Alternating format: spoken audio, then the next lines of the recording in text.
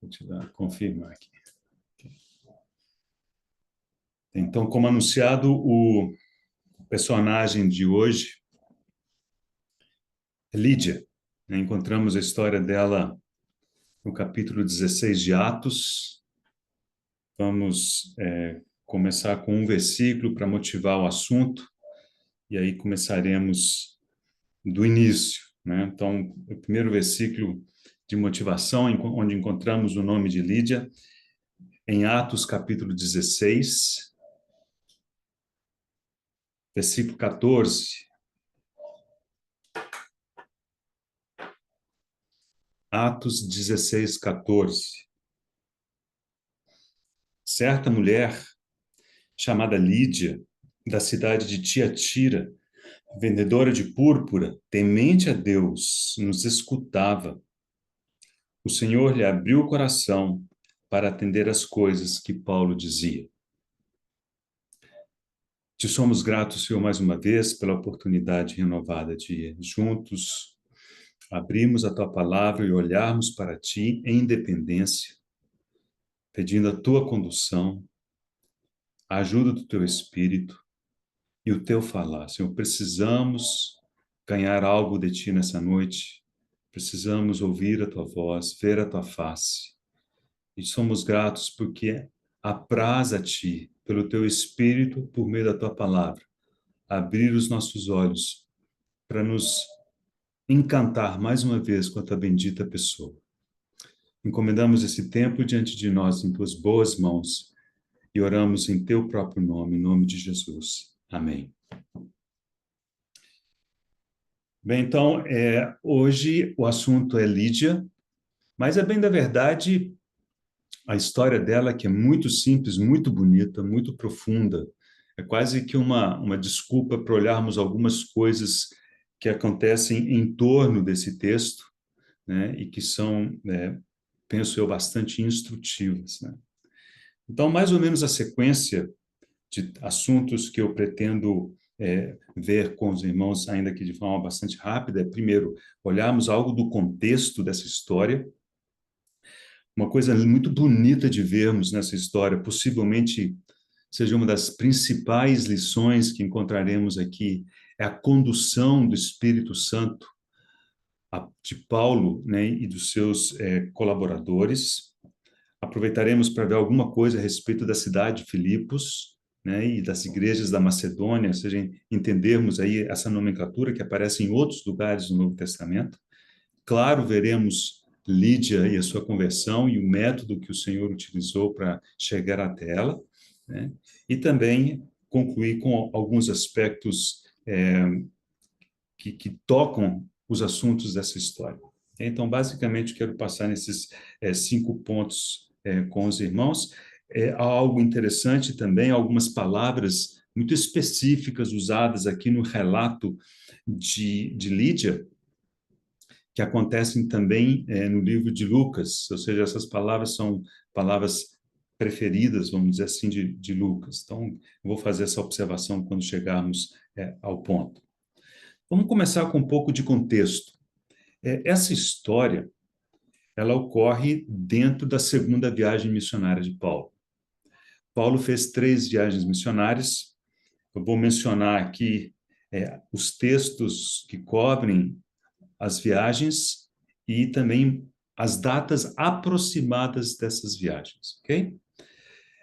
A primeira viagem missionária ocorreu aproximadamente entre os anos 47 e 49, e ela está relatada basicamente em Atos capítulo 13, 14 e 15. Essa foi a primeira viagem missionária. A segunda viagem missionária começa no finalzinho do capítulo 15 de Atos, em particular Atos 15, 36, um versículo que nós veremos daqui a pouquinho, e vai até Atos 18, 22. Ou seja, ela cobre o capítulo 16. Dito de outra maneira, a história de Lídia ocorre dentro da segunda viagem missionária, que em termos de duração foi aproximadamente do ano 50 ao ano 54. E por fim, a terceira viagem missionária Atos 18, 23, até Atos 21, 26, e ela também cobre em torno de 4 anos, de 54 a 58. E o livro de Atos essencialmente termina com a viagem de Paulo para Roma, né? Já não é considerada uma viagem missionária, porque Paulo foi preso para Roma, mas ele continuou, obviamente, como ministro e missionário, mesmo preso, ele compartilhava o evangelho àqueles soldados que o guardavam. Okay? Então, vamos ler esse versículo 36 do capítulo 15. Diz, alguns dias depois, disse Paulo a Barnabé, voltemos agora para visitar os irmãos por todas as cidades, nas quais anunciamos a palavra do Senhor para ver como passa. Esse versículo declara o objetivo da segunda viagem missionária, que era verificar, a confirmar seria uma palavra forte, mas verificar como estava o andamento dos irmãos nas igrejas que eles viram nascer durante a primeira viagem missionária. Isso é importante, porque quando olharmos o que realmente aconteceu na segunda viagem missionária, nós vamos descobrir que foi bem mais do que isso, né? Então, esse é um ponto chave de a gente entender. Mas quando eles se lançaram à segunda viagem missionária, era isso que estava, digamos assim, no plano, na agenda deles. Aliás, já abri um parênteses aqui, importante para os irmãos já observarem, que é um aspecto muito bonito nessa história. Paulo e os seus companheiros, eles tinham planos, eles tinham uma agenda, mas Deus soberanamente conduz, né, e determina o que é executado e o que não é executado. Então, irmãos, nós temos os nossos planos, não é errado, mas nós precisamos submetê-los ao Senhor. É o Senhor quem vai dizer o quanto daquilo será realizado e o quanto não será realizado. Mas observem que Paulo e os seus companheiros, quando se lançaram à segunda viagem missionária, eles não falaram assim, vamos andando, vamos ver o que acontece. Né? Não, eles tinham um plano bem definido. Nós vamos passar por onde nós estivemos na primeira viagem. Okay? Então, esse é um aspecto que eu preciso chamar a atenção logo de cara aqui para os irmãos. Okay? O que acontece no resto entre esse versículo e a história que nos compete hoje? Então, é relatado a desavença que houve entre Paulo e Barnabé com respeito a João Marcos, né? E logo depois eles se separaram, né, em 2 grupos, Paulo e Silas por um lado, daqui a pouquinho Timóteo vai com eles também, Barnabé e João Marcos vão em outra direção, né? E o capítulo 16 começa com a segunda viagem missionária. Então, a menção de Derbe, a menção de Listra, menciona-se a cidade de Icônio, nós vamos ver isso no mapa já. E aí tem a história de Timóteo, né? Que era filho de pai grego, mãe judia, e aprove a Paulo, ele julgou ser conveniente circuncidar Timóteo para que fosse com eles. É interessante observar que no capítulo 15, naquele concílio que houve de Jerusalém, os apóstolos haviam determinado não impor ou não exigir circuncisão dos gentios que se convertessem. Leia depois ali. Mas Paulo não estava seguindo um conjunto de regras. Ele entendeu que era prudente da parte deles que Timóteo fosse circuncidado. Então, ele foi circuncidado. E pronto, aí chegamos ao versículo 6, que é basicamente onde nós vamos começar a leitura. Mas eu quero, antes disso, ver se eu consigo compartilhar um mapa para os irmãos.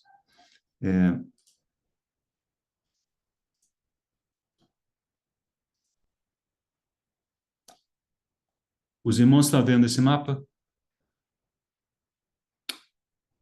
O mapa chegou para os irmãos? Ok. Esse mapa, como está escrito aqui, é a segunda viagem missionária de Paulo. Okay? As setas vermelhas mais ou menos mostram a sequência das cidades, mas não necessariamente mostram o trajeto, né? Então, entre Antioquia e Derbe, a gente não sabe o que ele fez, mas a Bíblia menciona Antioquia, menciona Derbe, então tem uma seta aqui para nos guiar a sequência de cidades pelas quais eles foram. Antes de olharmos essa segunda viagem, vamos só lembrar rapidinho como que foi a primeira viagem. Na primeira viagem, ao invés de sair de Jerusalém, eles saíram de Antioquia, Atos capítulo 13. E ao invés de fazer esse percorrido no sentido anti-horário, eles começaram no sentido horário. Então, de Antioquia vieram para Chipre, aí depois aqui tem Perge, nessa que não está indicada aqui no mapa, então vieram por aqui, passaram para cá, fizeram essa barriga aqui e vieram até Derbe. E depois voltaram. Então, observem vocês que o plano de Paulo para a segunda viagem missionária era passar de volta nessa região, né, que era a região que a qual ficou limitada a primeira viagem missionária. Então, lembra que isso é o plano de, digamos, o que a gente chama de plano A, né? Ou seja, é o que a gente imagina que vai acontecer. Okay? E a segunda viagem, então, começaram de Jerusalém e foram passando pela Síria e chegaram a Derbe, Listra e Icono, cidades que estão mencionadas no início do capítulo 16. Agora, nós vamos começar a leitura a partir do versículo 6.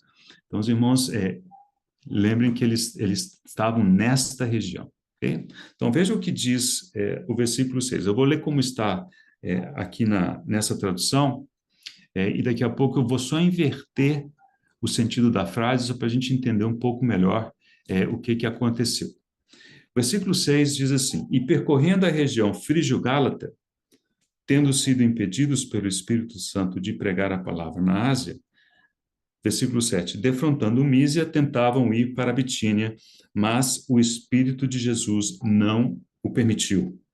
Então, vamos ler o versículo 6, trocando a posição de duas frases. Eu vou ler a segunda frase antes da primeira. E, tendo sido impedidos pelo Espírito Santo de pregar a palavra na Ásia, percorrendo a região frígio-gálata, defrontando Mísia, tentavam ir para a Bitínia. Bom, agora é hora de olhar para o mapa. Então, eles estavam nesta região, e o plano deles, claro, era vir para cá. Essa região é a região da Ásia. Por quê? Porque eles haviam passado por aqui durante a primeira viagem missionária. Esse era o plano deles. Mas o que diz aqui? Tendo sido impedidos pelo Espírito Santo de pregar a palavra na Ásia. Não sabemos como que o Espírito impediu, mas eles não puderam pregar o Evangelho aqui na Ásia. Não diz que eles não foram para a Ásia, diz que não puderam pregar, mas possivelmente eles não tenham ido. Então, uma vez que eles não puderam ir para cá, eles foram para essa região, né? Porque olha o que diz o versículo 6, percorrendo a região frígio-gálata. Então, essa região frígio-gálata. Planejavam vir para cá, mas o Espírito Santo não permitiu, então eles foram na outra direção, mas eles continuavam com o plano. E o plano qual que era? Defrontando Mísia, ou seja, de frente para Mísia está aqui, de frente para Mísia, né, tentavam ir para Bitínia está aqui ao norte. Irmãos, essa região toda hoje é a Turquia, tá? Essa região é a Turquia. E para o lado de cá já é a Grécia, ou seja, isso aqui é considerado Europa, isso aqui é considerado Ásia. Então, eles estavam nessa região frígio-gálata, defrontando Mísia, e a intenção deles era ir para Bitínia. E, mais uma vez, encontramos que o Espírito de Jesus não o permitiu. Então, ao invés de vir para cá, contornaram Mísia, versículo 8, e tendo contornado Mísia, desceram a Troade. Troade é essa cidade portuária que aparece aqui. Então, observe que aqui nós percebemos, por um lado, os planos deles, que são, digamos, estão declarados aqui no texto, e, por outro lado, encontramos também como que o Senhor foi, pelo seu Espírito, digamos, impedindo que eles fossem e executassem o que estava na agenda deles. Então, estando aqui, queriam vir para a Ásia, mas o Espírito Santo não permitiu. Então, eles vieram para a região Frígio-Gálata, querendo vir para o lado, né, seguir para Bitínia, possivelmente continuar ao norte, mas o Espírito de Jesus não permitiu, então eles contornaram Mísia e foram parar em Troade. Okay? Então, isso aqui é importante, a gente ter esse mapa na cabeça é importante. Versículo 9. À noite, sobreveio a Paulo uma visão na qual um varão macedônio, agora atenção, olha onde que está a Macedônia. Essa região toda de cá é a Macedônia. Então, como é que ele sabia que era um macedônio? O senhor que sabe, né? Talvez pelas vestimentas, por alguma característica, mas ele não teve nenhuma dúvida, né? Ele teve uma visão que esse varão macedônio estava em pé, ele rogava dizendo, passa a Macedônia e ajuda-nos. Ou seja, eles estavam nessa pontinha aqui da Ásia, né? Turquia, e teriam que vir para o lado de cá. Assim que teve a visão, imediatamente procuramos partir para aquele destino, concluindo que Deus nos havia chamado para lhes anunciar o Evangelho. Então, essa foi a maneira, e nós vamos falar mais a respeito disso dentro de pouco, que o Senhor os levou pela primeira vez para a Europa, né? A primeira viagem missionária ficou restrita a esta região. Na segunda viagem missionária, a coisa foi, né, esticando um pouco mais aqui para o norte, mas a grande novidade da segunda viagem missionária é que eles, pela primeira vez, adentraram para a Europa. Agora, lembre que esse não era o plano original de Paulo e dos seus companheiros. Era ficar por aqui, na região das igrejas que eles haviam visto nascer durante a primeira viagem missionária. Ou seja, o Senhor, de forma muito graciosa e soberana, né, os levou até a Europa. E como dizem, Lídia é a primeira conversão relatada de alguém na Europa. Então, foi assim que, né, o Senhor abriu as portas do Evangelho para a Europa. Okay? Então, muito bonita essa história. Ok, o que temos aqui de interessante? Deixa eu chamar a atenção aqui que os versículos 6, 7, 8 e 9, eles estão redigidos na terceira pessoa do plural, né? Então, por exemplo, versículo 6, percorrendo eles, né? Eles percorrendo a região frígio-gálata, eles tendo sido impedidos pelo Espírito Santo de pregar a palavra em Ásia e defrontando Mísia, eles tentavam ir para Bitínia, né? Depois, versículo 8, e tendo contornado Mísia, eles desceram a Troade. Só que quando chega no versículo 10, aí muda de terceira pessoa do plural para primeira pessoa do plural. Versículo 10 começa assim, e assim que teve a visão, imediatamente nós procuramos partir para aquele destino. Então, irmãos, os estudiosos do livro de Atos, eles têm o que eles chamam de 3 trechos de Atos, que são passagens nós. Então, o resto do livro de Atos é relatado na terceira pessoa do plural ou no infinitivo, ou seja, o impessoal, né? Mas esses 3 trechos são os trechos nós. E esse é o primeiro deles, né? Que está no capítulo 16, começando no versículo 10 até o final do versículo 17. Por que isso é importante? Porque explicitamente mostra que Lucas passou a fazer parte do grupo naqueles eventos, né? Abrindo um parênteses, né, o irmão Campo Morgan, ele conjectura, ele não afirma, mas ele conjectura, será que esse varão macedônio não era Lucas? Né? Então, a visão que Paulo, ele não nega a visão, mas diz a visão normalmente vem com pessoas de fato, e inclusive ele cita o caso de Cornélio, né? Pedro, no caso de Cornélio, ele teve uma visão, e logo depois havia pessoas, né, nessa visão, né? Então, aqui ele faz essa conjectura, isso é apenas uma curiosidade, mas para os irmãos perceberem que essas passagens nós, são passagens em que Lucas estava presente. Então, quando eles foram para a Europa, Lucas estava com eles, né? Então, isso ocorre dentro de uma passagem nós. Okay? Ok. Outro aspecto importante aqui, irmãos, versículo 10 diz, assim que teve a visão, imediatamente procuramos partir para aquele destino, ou seja, para Macedônia, porque concluindo, ou seja, eles haviam concluído que Deus nos havia chamado para lhes anunciar o evangelho. Essa palavra concluindo, ela é muito interessante, porque ela revela alguns aspectos importantes para a vida cristã em conjunto.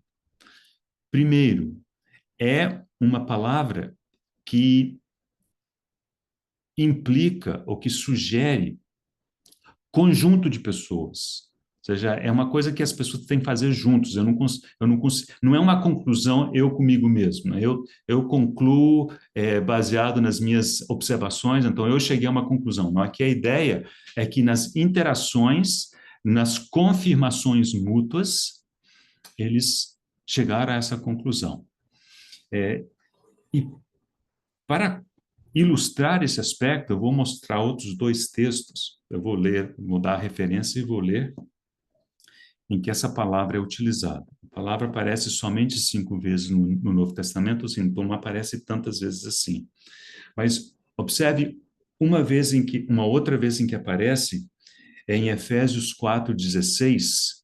Eu vou ler esse versículo para os irmãos. Diz assim: falando do corpo de Cristo, de quem todo o corpo, bem ajustado e consolidado pelo auxílio de toda junta, segundo a justa cooperação de cada parte, efetua o seu próprio aumento para a edificação de si mesmo em amor. A palavra consolidado é a palavra que aqui está traduzida como concluindo. Então, o consolidar é estar junto, é estar, digamos, cooperando um com o outro. E foi nesse contexto que eles concluíram, que eles perceberam que era Deus chamando-os para passar para a Macedônia. Outro texto em que aparece a mesma palavra, Colossenses 2:2.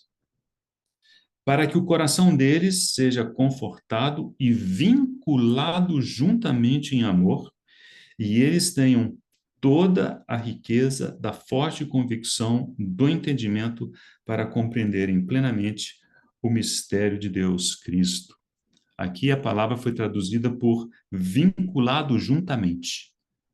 Então vocês percebem que essa palavra concluindo é uma palavra que sugere algo que acontece em um conjunto de pessoas. Então, ao colocarem juntos e ao compararem uma coisa com a outra, ao conferirem sentimentos e impressões mútuas, eles concluíram que era Deus, que o Senhor estava por detrás disso. Não foi uma decisão de Paulo, né? A Paulo disse, ó, galera, eu tive uma visão e então nós vamos. Não foi assim. Esse é um ponto muito lindo da gente observar aqui nesse texto. Agora, nesse texto que nós vamos ler juntos, em Colossenses, a palavra não aparece, mas me parece que o sentido do que encontramos nesse texto está mencionado ali em Colossenses. Então, vejamos Colossenses capítulo 3. É um texto que muitas vezes a gente cita de maneira não muito precisa, né?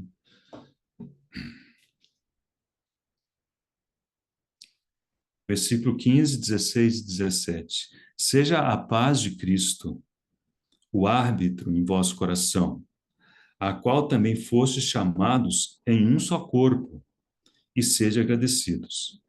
Habite ricamente em vós a palavra de Cristo, instruí-vos e aconselhai-vos mutuamente em toda sabedoria, louvando a Deus com salmos e hinos e cânticos espirituais, com gratidão em vosso coração. E tudo o que fizerdes, seja em palavra, seja em ação, fazei-o em nome do Senhor Jesus, dando por ele graças a Deus Pai. Nesse texto é evidente que a palavra é para a igreja, é uma palavra para o conjunto, né? Para o comunitário, vamos dizer assim. Então, essa seja a paz de Cristo é uma paz conjunta, é uma paz no todo, né? Não se trata de, eu tenho paz no coração, vou fazer só você tem paz, todo mundo em volta não tem essa paz. É você Você tem paz, então você acha que isso é indicativo da vontade de Deus. Não necessariamente. Mas não é essa paz que eles experimentaram em Atos capítulo 16. Quando eles concluíram que Deus os chamava para pregar o evangelho na Macedônia, essa conclusão foi uma paz conjunta, a qual eles chegaram, né, ao conferirem os sentimentos, ao ouvirem um ao outro, cada um expressando, né, basicamente o que imagino que aconteceu, né, expressando como que eles viam as situações. Observem que eu não sei há quanto tempo que eles estavam nessa de tenta ir para cá, não dá, vai para cima, não dá, vai para o lado, talvez uma, 2 semanas, eu não sei. Então, eles devem ter olhado em retrospectiva o que havia acontecido desde a intenção deles de irem para a Ásia e pregar o evangelho lá, terem sido impedidos pelo Espírito Santo, né? Outro ponto importante que eu acho que a gente deve considerar aqui é que esses versículos, quando a gente lê que, tendo sido impedidos pelo Espírito Santo, e depois, mas o Espírito de Jesus não o permitiu, fazem parte do texto do livro de Atos, que foi escrito por Lucas e que foi escrito muito tempo depois do acontecimento, né? Lucas escreveu esse livro depois de acontecerem esses fatos todos, né? Ou seja, quando ele sentou para escrever, ele olhou para trás muitos anos e possivelmente ao escrever, ele percebeu que nas ações, nas coisas que aconteceram que não estão relatadas, a gente não sabe. Tem uma dica que eu vou dar no finalzinho da mensagem, a dica que inclusive o irmão Campbell Morgan dá no seu livro de comentário do livro de Atos. A gente não sabe o que aconteceu, né? Mas pode ter sido que quando eles viveram esses impedimentos, para eles não estava claro que era o Espírito de Deus que o estava impedindo. Mas ao olhar em retrospectiva, Lucas disse: era o Espírito. Ele que não estava deixando a gente prosseguir. O Espírito não permitiu, o Espírito de Jesus não permitiu. Então, irmãos, muitas vezes, essa nossa situação, né? Acontecem empecilhos em planos nossos, que é o Senhor, por seu Espírito, né? Colocando barreiras, fechando portas, e a gente não entende assim, porque a gente está no meio da situação. Mas quem sabe, passado algum tempo, quem sabe em conjunto com alguém, ao compartilhar, a gente começa a entender que, opa, concluímos que era o Espírito que realmente estava fechando as portas, estava nos conduzindo em outra direção.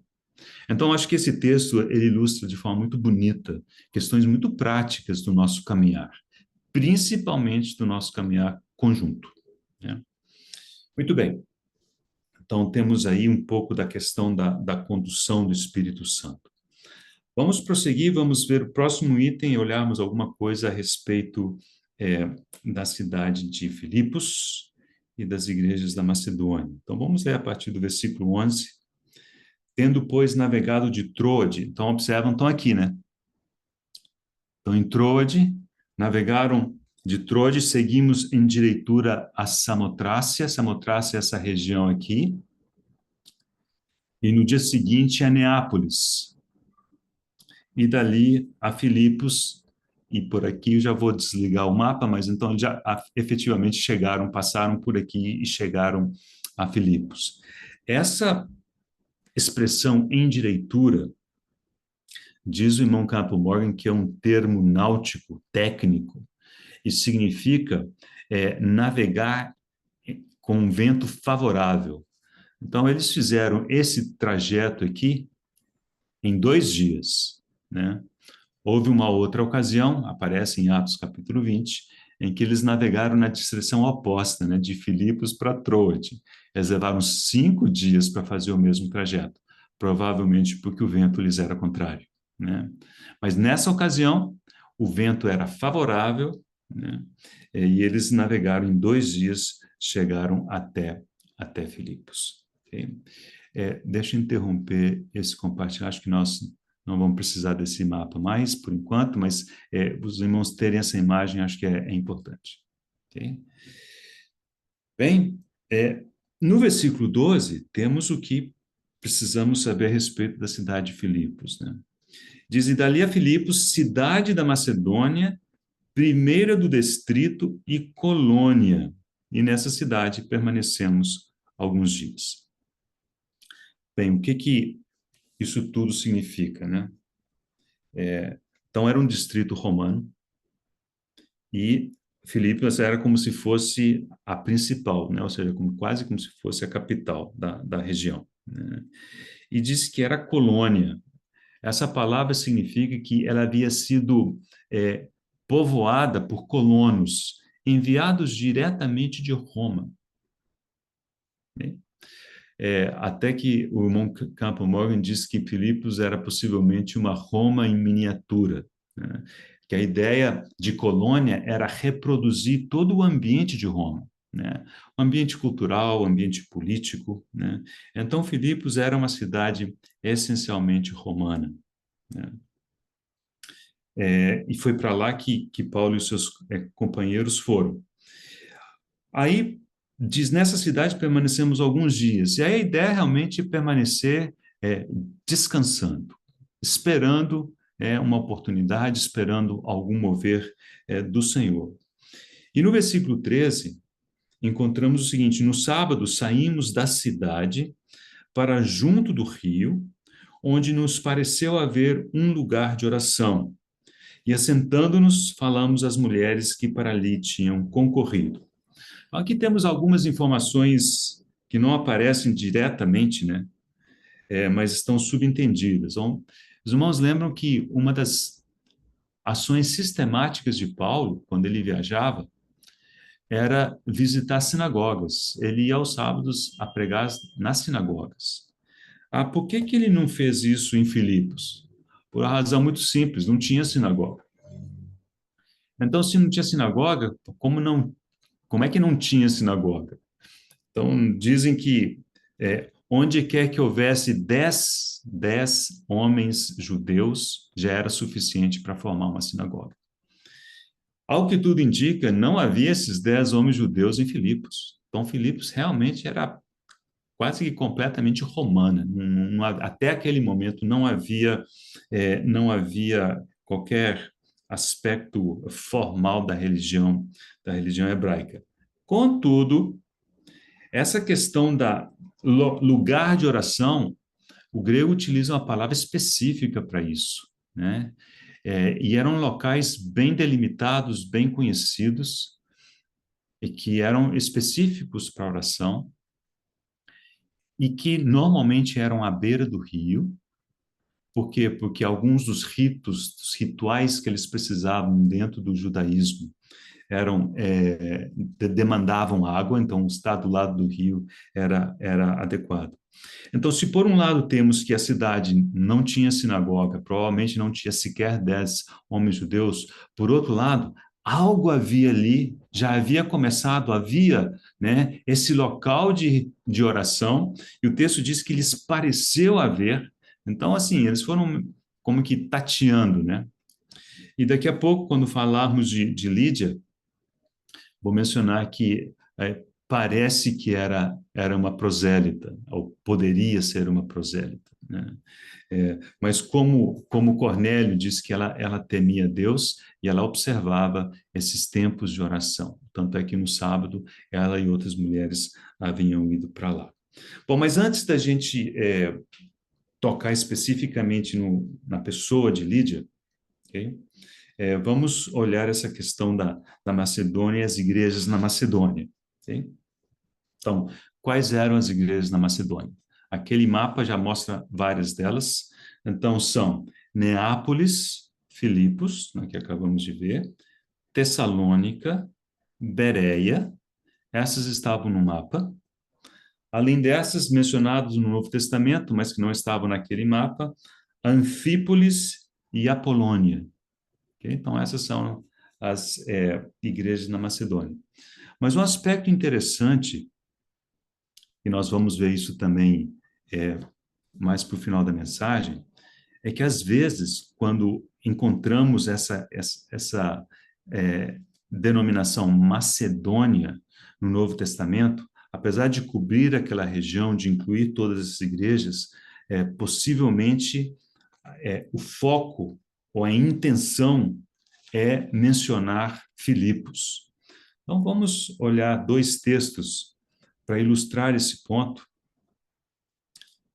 O primeiro deles está em 2 Coríntios, capítulo 11. 2 Coríntios, capítulo 11.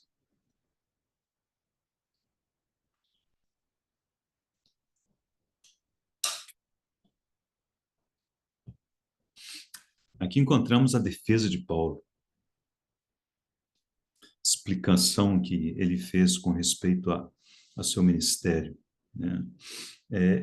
E basicamente o seu ponto nesse trecho é dizer aos coríntios que ele havia decidido não ser oneroso a eles, não receber deles recursos financeiros, né? Mas ele o recebeu de outra fonte. Então vejamos o que diz aqui. Versículo 8. Despojei outras igrejas, recebendo salário para vos poder servir. E, estando entre vós, ao passar privações, não me fiz pesado a ninguém, pois os irmãos, quando vieram da Macedônia, supriram o que me faltava. Em tudo me guardei e me guardarei de vos ser pesado.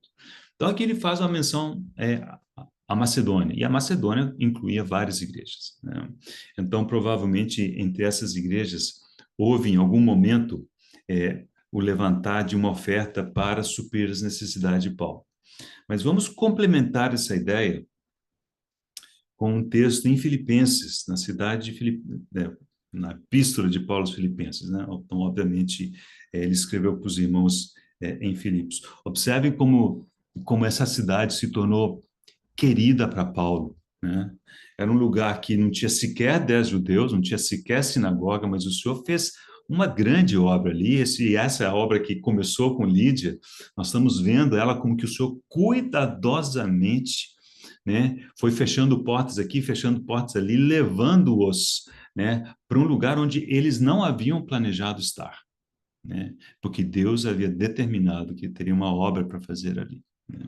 Então, chegamos ao ponto dele ter uma epístola específica para aqueles irmãos e uma epístola do coração. Os irmãos podem ver, assim, é o coração de Paulo alegre, incentivando os irmãos à alegria, encorajando-os à alegria, etc, etc. É muito especial essa carta aos Filipenses. Então, percebemos que os irmãos que se formaram ali, que creram no Senhor em Filipos, né, foram muito especiais para Paulo. Bem, então, no capítulo 4, versículo 14 de Filipenses, ao final da epístola, né? Bom, vamos ler versículo a partir do 12, para termos esse pequeno contexto. Tanto sei estar humilhado, como também ser honrado. De tudo e em todas as circunstâncias, já tenho experiência, tanto de fartura como de fome, assim de abundância como de escassez. Irmãos, nesse contexto, ele diz, tudo posso naquele que me fortalece. Então, ele pode estar bem abastado, ele pode passar fome, né? Ele pode ser honrado, ele pode ser humilhado. Tudo isso ele pode, né, por causa daquele que o fortalece. Versículo 14. Todavia, fizeste bem, associando-vos na minha tribulação. E sabeis também vós, ó Filipenses, que no início do evangelho, quando parti da Macedônia, irmãos, essa é a história de Atos capítulo 16. No início do evangelho, quando parti da Macedônia, nenhuma igreja se associou comigo no tocante a dar e receber, senão unicamente vós outros. Porque até para Tessalônica mandaste não somente uma vez, mas duas o bastante para as minhas necessidades. Possivelmente, uma dessas ações, né, de suprimento dos irmãos ao que Paulo se refere na segunda carta aos Coríntios. Então, havia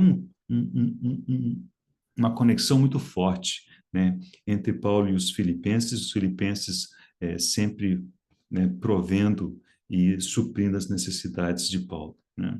E é bonito ver como que ele faz referência a isso, no início do Evangelho, quando partiu da Macedônia. Esse início é a história que estamos considerando agora em Atos capítulo 16. para onde voltamos. Então, Atos, capítulo 16. Agora vamos voltar, sim, para vermos algumas coisas a respeito de Lídia, né?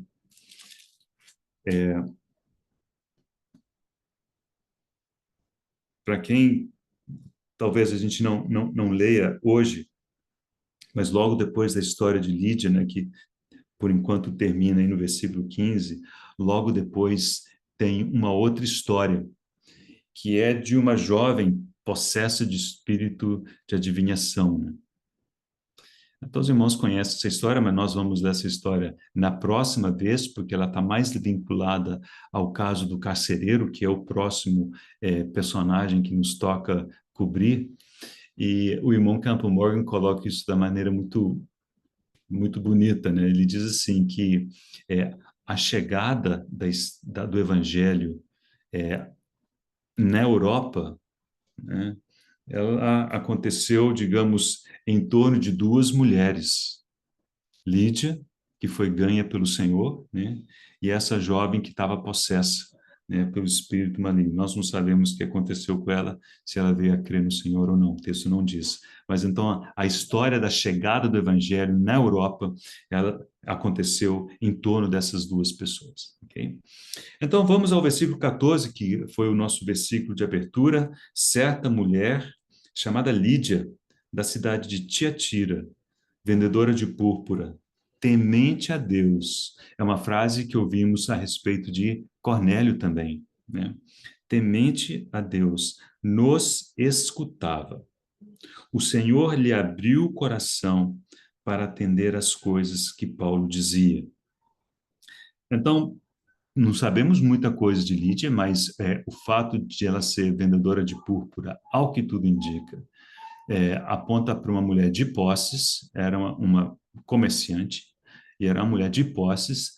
Tanto é que no versículo seguinte, veremos, ela insistiu com Paulo e os seus colegas para que eles ficassem hospedados na sua casa. Então, ela tinha como fazer isso.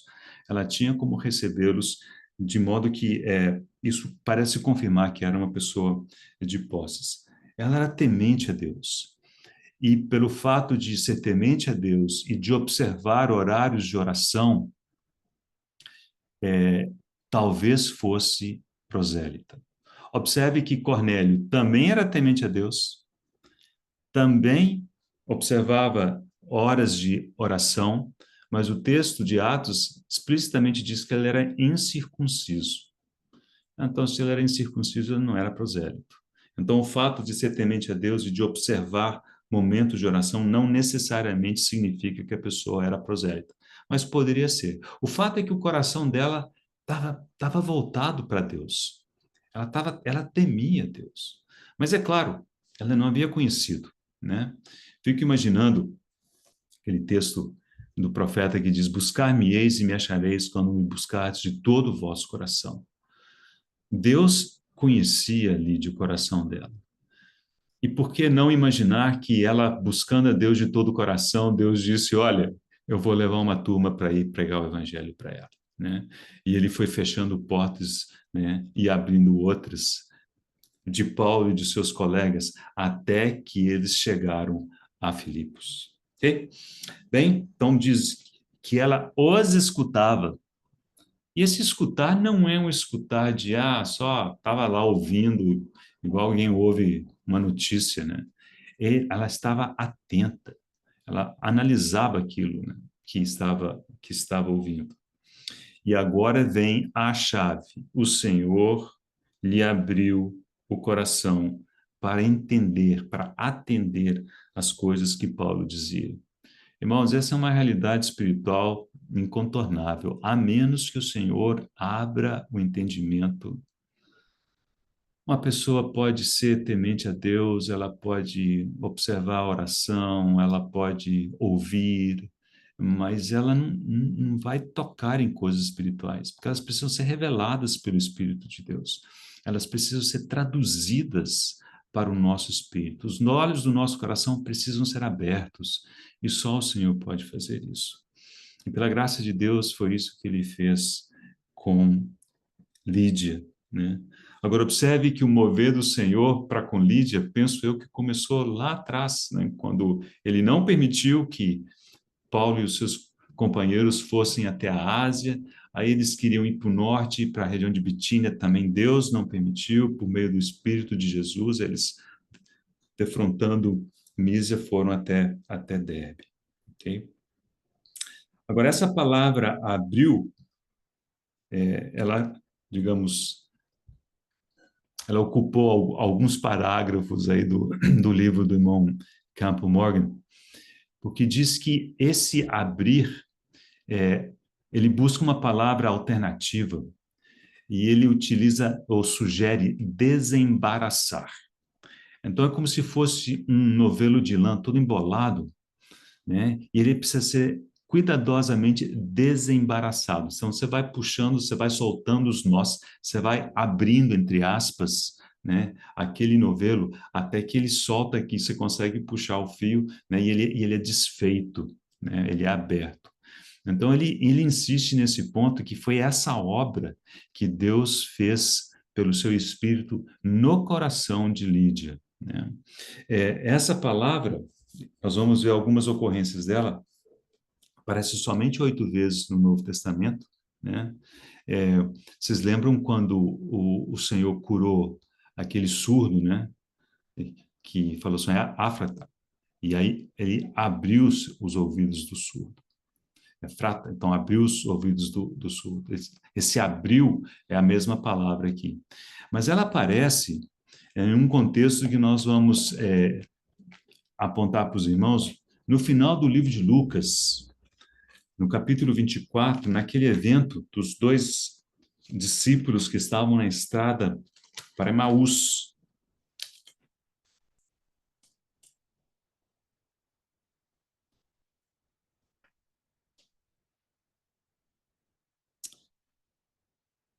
Versículo 30 de 24, de Lucas 24. E aconteceu que, quando estavam à mesa, tomando ele o pão, abençoou-o e, tendo partido, lhes deu. Então se lhes abriram os olhos, está aí a palavra, se lhes abriram os olhos e o reconheceram, mas ele desapareceu da presença deles. Versículo 32.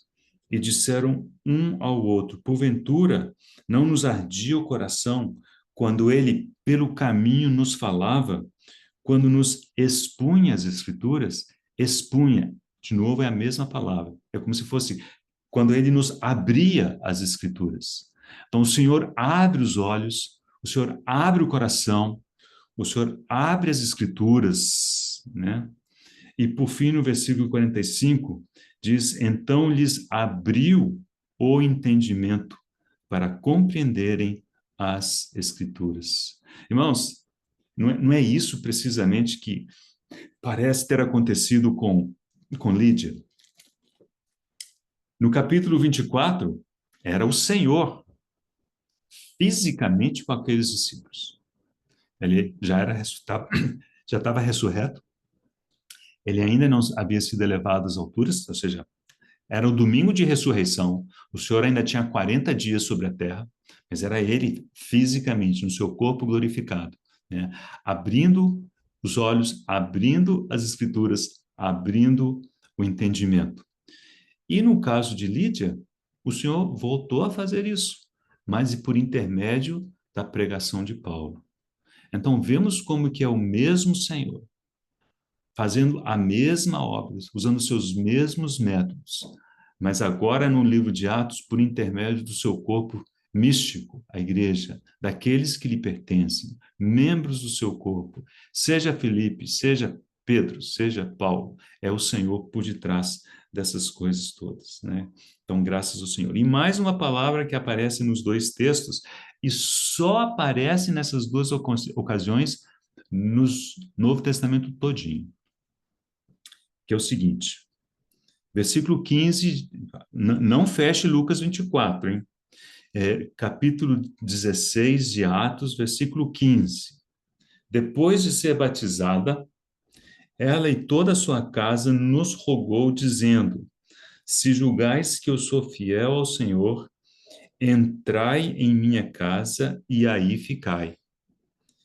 E a observação de Lucas, e nos constrangeu a isso. Essa palavra constranger aparece no versículo 29 de Lucas 24, também com o mesmo significado e o contexto é muito parecido. Versículo 28 diz: Quando se aproximavam da aldeia para onde iam, fez ele menção de passar adiante, mas eles o constrangeram, dizendo: Fica conosco, porque é tarde e o dia já declina. E entrou para ficar com eles. Então, irmãos, da mesma maneira com que os dois discípulos de Emaús constrangeram o Senhor a ficar com eles, Lídia constrangeu Paulo e os seus companheiros a ficar hospedados com ela. Então, Paulo e seus companheiros foram tratados por Lídia, assim como o Senhor foi tratado pelos discípulos de Emaús. Então, vemos esse paralelo tão bonito, né, tão vívido, que tem que nos lembrar de que nas coisas que vemos acontecer no livro de Atos, efetivamente é o Senhor, pelo seu Espírito, por detrás dessas situações todas, né? E a mesma vida que encontramos nos evangelhos é a vida que encontramos operando no livro de Atos, que é a vida do Senhor Jesus Cristo. Muito bem, vamos às nossas conclusões, né? Uma delas, me parece que é algo assim, é quase que uma curiosidade, mas me parece que ela é pertinente. Abra comigo em 2 aos Coríntios, capítulo 2 agora. 2 aos Coríntios, capítulo 2. Aqui nós encontraremos a Paulo fazendo menção a um evento que ocorreu na terceira viagem missionária. E qual que é o ponto de contato com nossa história? Vai ficar claro aqui quando a gente lê o versículo 12. 2 Coríntios 2, 12. Ora, quando eu cheguei a Troade, então está aí a cidade, né, para onde eles haviam ido, onde eles tiveram a visão, onde ele, Paulo, teve a visão do varão macedônio. Eles chegaram lá para pregar o evangelho de Cristo, e uma porta se me abriu no Senhor. Não tive, contudo, tranquilidade no meu espírito, porque não encontrei o meu irmão Tito. Por isso, despedindo-me deles, parti para a Macedônia. A história é mais longa, mas basicamente Paulo havia mandado uma carta meio forte para a igreja em Corinto. E ela foi por intermédio de Tito. Tito traria de regresso a Paulo um relato do que havia acontecido, como que os irmãos em Corinto teriam recebido essa carta, as recomendações, as repreensões e tudo, né? Então, Paulo estava aflito com isso, né? E chegou em Troade, que era onde deveria encontrar com Tito, e não o encontrou, né?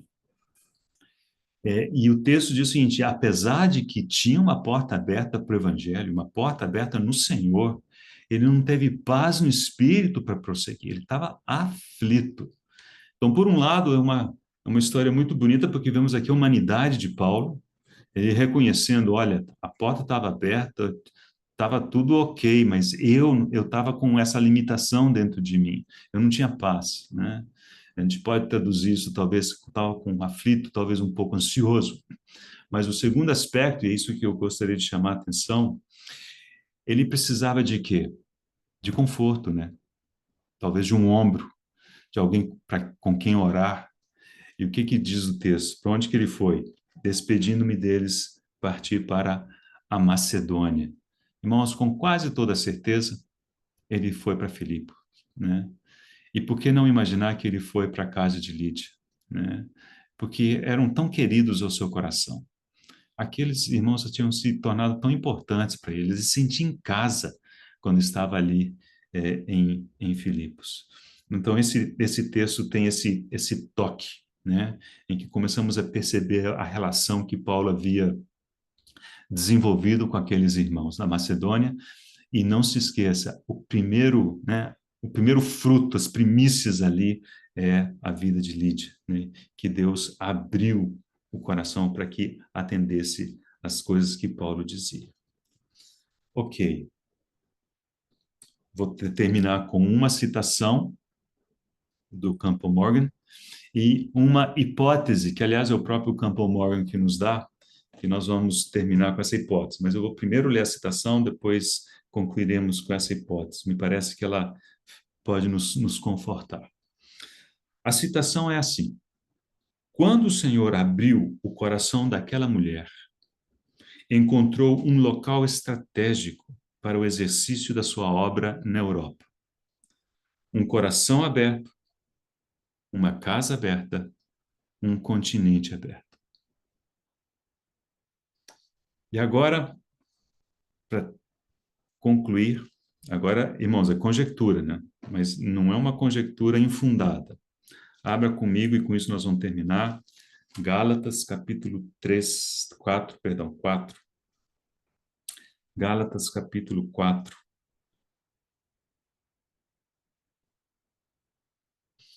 Antes de ler, lembre-se do mapa. Eles estavam naquela região de Derbe, Listra, Icônio, e pensavam ir mais para dentro da Ásia, onde havia igrejas que eles haviam fundado, se não é uma palavra boa, né, mas tinham visto nascer, né, durante a primeira viagem. Mas diz que eles foram impedidos pelo Espírito Santo. E por isso que eles foram para a região da Frígio-Gálata. E aqui ele escreve para os Gálatas, possivelmente pessoas que ele conheceu naquela ocasião. E veja o que ele diz.